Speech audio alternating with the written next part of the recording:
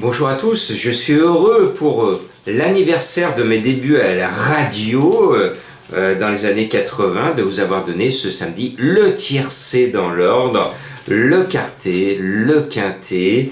Le tiercé dans l'ordre, c'est quand même 161,20 €. Donc voilà, et puis la dernière minute pour mes abonnés, pour les remercier, c'est ce petit bonus que je donne, et ben c'était le gagnant parce que je savais il y avait des bruits de plus en plus favorables sur lui et j'indiquais à mes abonnés dernière minute que le cheval était vraiment très très chuchoté et résultat il a gagné. Voilà. Alors on y va ce dimanche à Longchamp. Alors ceux qui me connaissent bien se disent attention, Jean-Marc nous a conseillé dans le passé de faire très attention, d'être très prudent les quintets du dimanche. Ce sont des courses à surprise. Donc attention, soyez prudents. J'ai un coup de cœur qui est en tête de ma sélection. Mes coups de cœur depuis la semaine dernière sont en forme. Je prends des risques. C'était du 40 contre 1 nulle part au vendredi. J'ai cassé à cause de lui cette bonne dynamique. Et là, il y a un cheval qui me plaît énormément.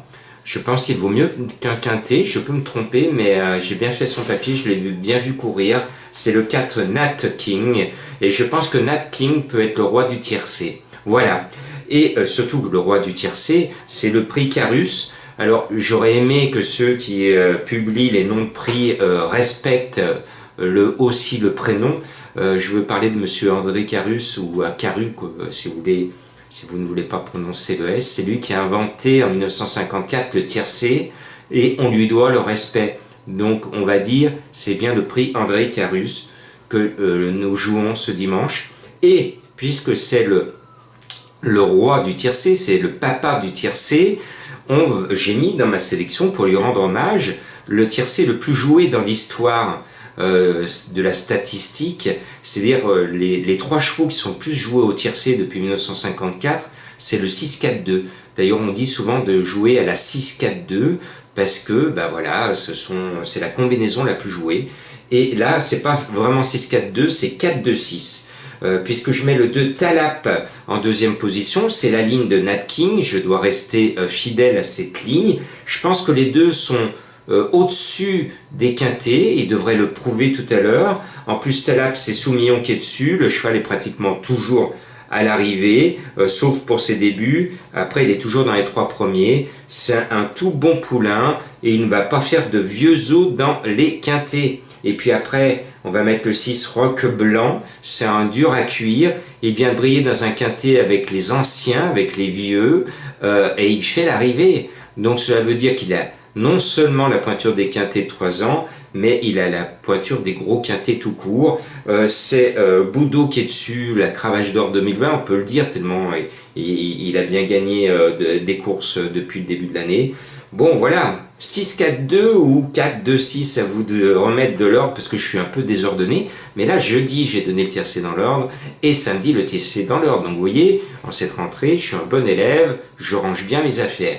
Et puis, à la lecture des partants, j'ai vu de façon assez surprenante que le handicapeur nous mettait le 16 Aiguerre d'Argent en bas de tableau. C'est un cheval qui a fait ses preuves à ce niveau. Bon, il nous a ruiné la dernière fois, mais Stéphane Pasquier, Monsieur Quintet, va essayer de nous rembourser. Alors vous le savez, Stéphane, il est tout à fait capable de nous en faire péter une.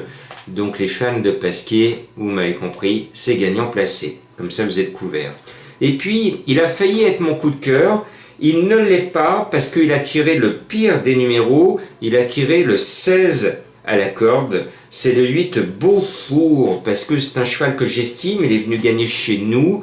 Il est sur la montante. Il reste sur 2 beaux succès. Maxime Guyon dessus. Le poids, rien de prohibitif. C'était à la limite que je vous le donne en coup de cœur.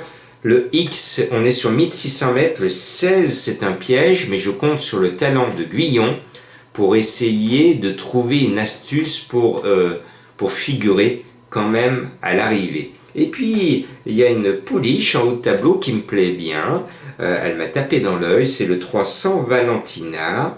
Elle est en forme et elle peut se révéler à ce niveau. Et puis, on va remettre un cheval qui ne nous a jamais déçus au niveau des quintets. Pourtant, peu ont été disputés chez les 3 ans. C'est l'As E-Catcher. C'est encore un Pantal, puisque Pantal en a 3 dans la course, j'ai pas pu mettre les 3, j'en ai mis 2. Et Ikacher, malgré son poids, le handicapeur ne lui fait pas de cadeau, il devrait encore une fois figurer à l'arrivée et rester à 100% de réussite dans les quintés.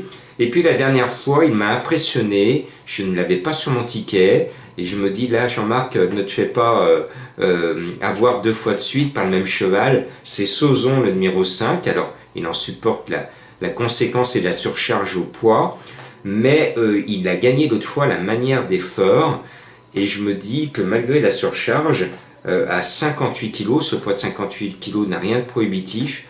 On sait qu'il a la pointure gros quintet, il en a gagné un. Attention, attention, attention. J'ai plein de regrets, mais j'espère vous avoir donné la bonne combinaison.